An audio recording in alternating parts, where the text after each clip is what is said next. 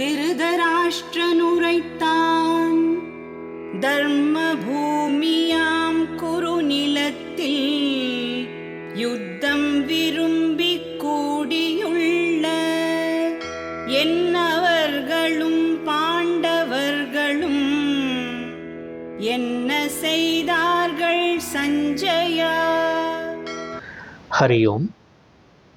பேராசையின் சொரூபமான திருதராஷ்டிரன் கூறுகின்றான், தர்ம பூமியாம் குறுநிலத்தில் என்று.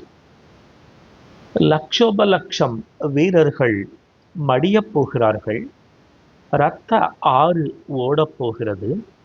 அப்படிப்பட்ட ஒரு போர்க்களத்தை தர்ம பூமி என்று கூறுகின்றான் திருதராஷ்டிரன் என்கின்ற இந்த கேள்விக்கு பதில் என்னவென்றால், தர்மத்தை நிலைநாட்டுவதற்காக அந்த யுத்தம் நடைபெற்றது.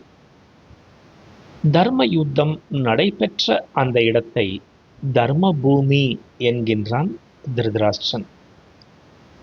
தர்மத்தை நிலைநாட்டுவதற்காக மட்டும் யுத்தம் செய்யாமல் யுத்தத்தின் தர்மத்தையும் கடைபிடித்தார்கள் அன்றைய பாரத தேசத்தவர்கள்.